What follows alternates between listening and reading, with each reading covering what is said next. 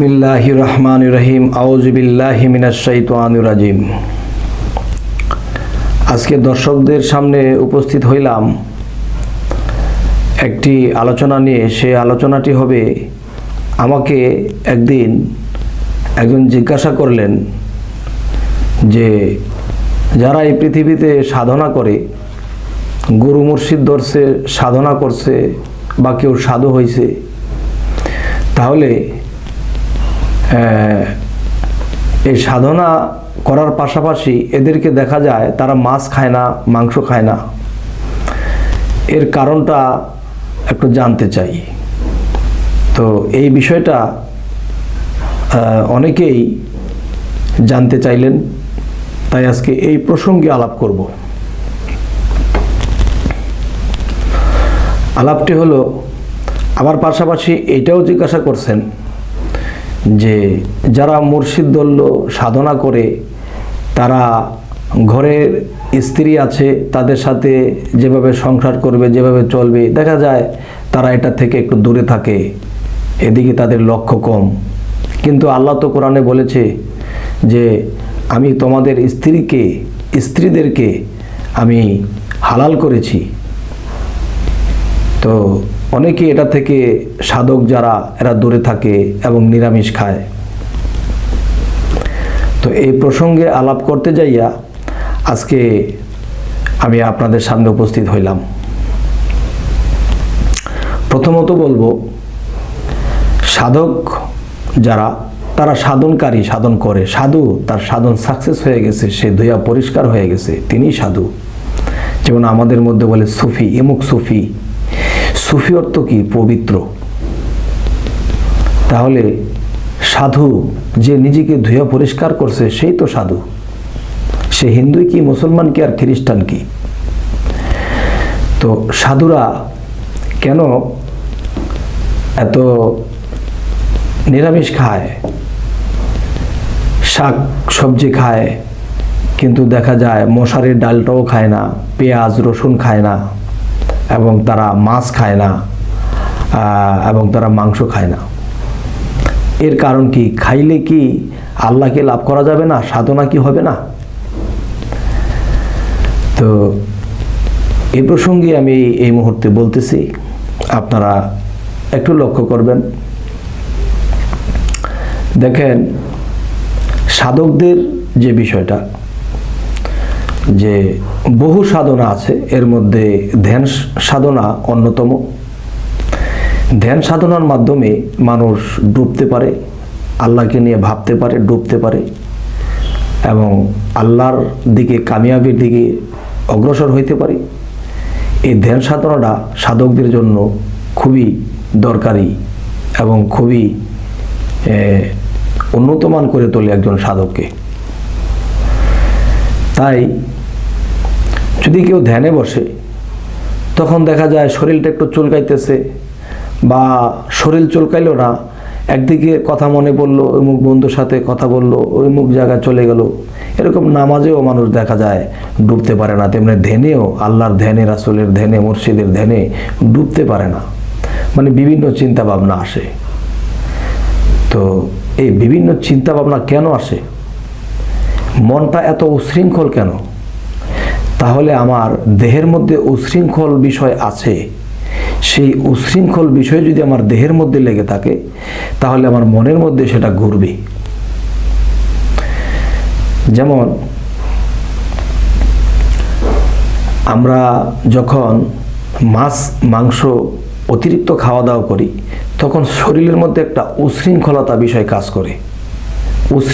উশৃঙ্খলা কোনো মানুষ যদি হয়, বেশি কথা বলবে, বেশি বেশি অগ্রিম কিছু বলবে, অগ্রিম কিছু সে ভাববে, মানে তার মন স্থির থাকবে না। তার আরেকটা প্রমাণ হলো, দেখেন যে বাঘ, ভাল্লুক, শিয়াল, এই জাতীয় জিনিসগুলো মাংস খায়। আর এই জাতীয় প্রাণীগুলো যখন মাংস খায়, তখন দেখবেন তারা উশৃঙ্খল।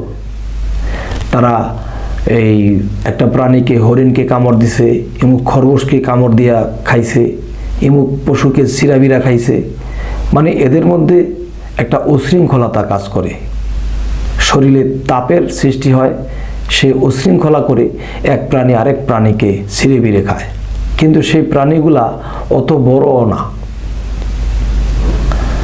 আচ্ছা, এখন দেখি একটা হাতির দিকে আমরা যাই। একটা হাতির দিকে লক্ষ্য করলে একটা হাতি অনেক বড়, কিন্তু সে অনেক শক্তিও রাখে, কিন্তু দেখা যায় এই হাতিটা যেখানে দাঁড়ায় থাকে আর হাঁটলেও নীরবে হাঁটে, অত উশৃঙ্খলতা নাই, কিন্তু গায়ে শক্তি কম নাই, কারণ সে ঘাস খায়, কলা গাছ খায়, বিভিন্ন এরকম কিছু খায়, কিন্তু হাতি কিন্তু মাংস খায় না, তাই সে ঠান্ডা, তার মধ্যে উশৃঙ্খলাটা নাই। আর বাঘ, ভাল্লুক, শিয়াল এগুলা মাংস খায়, এগুলো উশৃঙ্খল, লাফালাফি ভালাফালি করতেছে, একটা আরেকটাকে ধরে জীবিত শিরা খাইতেছে, উশৃঙ্খলা। তাহলে আমরা যদি সাধনায় ডুবতে চাই, তাহলে কি করতে হবে? আমাদের নিরামিষ খাইতে হবে। মাছ মাংস বাদ দিয়ে যখন আমরা খাবো, তখন আস্তে আস্তে আস্তে আস্তে সেই নীরবতাটা আমার মধ্যে আসবে, উশৃঙ্খলতা কেটে যাবে। তখন ধ্যানে বসি বা নামাজে বসি, তখন আমরা ডুবে যেতে পারবো। আর যদি কেউ ডুবুরি হইতে পারে, তাহলে সেই আটলান্টিক মহাসাগরের তলদেশ থেকে কিছু হীরার দানা টোকায় আনতে পারবে। আর যদি ডোবা সম্ভব না হয়, তাহলে আনা সম্ভব না।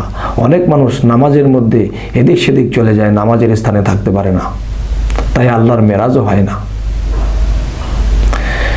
এ হলো এক বিষয়। আরেকটা বিষয় হলো, আমাকে জিজ্ঞাসা করলেন একজন, যারা সাধন দেশে আছে, যারা মুর্শিদের দেশে আছে, তারা কিন্তু নারীর কাছ থেকে দূরে থাকে, বা ওই কাজে বা স্ত্রীর কাছে ওরকম থাকে না, ওরকম করে না। এর বিষয় কি, এর কারণ কি? তখন আমি বলবো যে মানব দেহের ভিতরে একটা স্থান আছে, সেই স্থানটা ধরেন একটা বাটি। এই বাটির মধ্যে যদি আমি দুধ রাখি, তাহলে দুধই রাখতে হবে।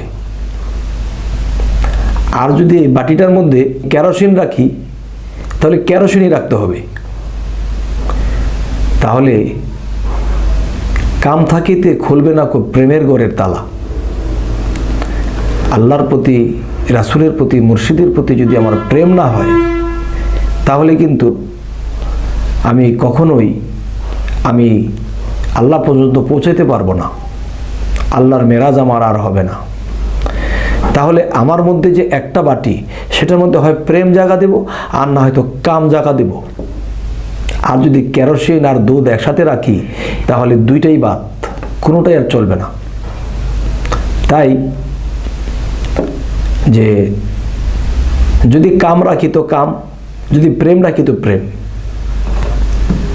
তাহলে যদি আমরা সেই জায়গায় প্রেমকে রাখতে চাই, তাহলে আমাদের অতিরিক্ত সাধন করতে হবে, এবং প্রেম ভক্তি রাখতে হবে, এবং নিরামিষ খাইতে হবে। আস্তে আস্তে দেখা যাবে যে আমার থেকে কামটা আস্তে আস্তে দমন হয়ে যাবে, এবং সেই বাটিতে প্রেমে পরিপূর্ণ হয়ে যাবে।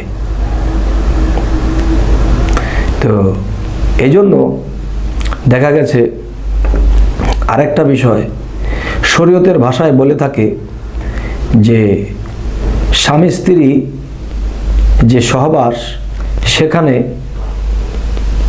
17 ফরজ। সহজ কথা তারা বলে ফেললো।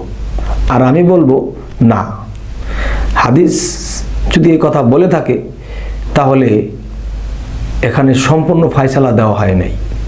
17 ফরজ আমার সেই দিনই হবে, যেই দিনের যাওয়াতে আমার একটা সন্তান আসবে পৃথিবীতে। তাহলে আমার 17 ফরজ হইল। আর যদি আমি এমনিতেই নষ্ট করি, তাহলে এটার মধ্যে 17 ফরজ পড়ে না। এই পৃথিবীতে একজন মানুষ পৃথিবীর আলো দেখবে, সেটাতে আমার ফরজ। যাই হোক, যিনি আমাকে এই কথাটি জিজ্ঞাসা করলেন, আমার যতটুকু তৌফিক হলো আমি উত্তর করলাম। জানি না আপনারা কতটুকু সন্তুষ্ট হইলেন, জানি না কতটুকু আপনারা এই কথাটা ভালো মনে নিলেন, জানি না। তবে আশা করব যে ভালোই লাগবে। এবং আরেকটি কথা হলো, যদি আপনাদের আমাদের এই চ্যানেলের কথাগুলো শুনে ভালো লাগে, তাহলে আমাদের আরও আলোচনা আছে, বিভিন্ন বিষয়ে আলোচনা। যদি আপনারা চান যে আমরা ওই আলোচনাগুলো শুনবো, তাহলে আমাদের এই চ্যানেলটি সাবস্ক্রাইব করুন। এই সাবস্ক্রাইবের মাধ্যমে আপনাদের সামনে আমাদের বাকি আলোচনাগুলো হাজির হয়ে যাবে। এই বলেই আমি রাখলাম। আল্লাহ হাফেজ।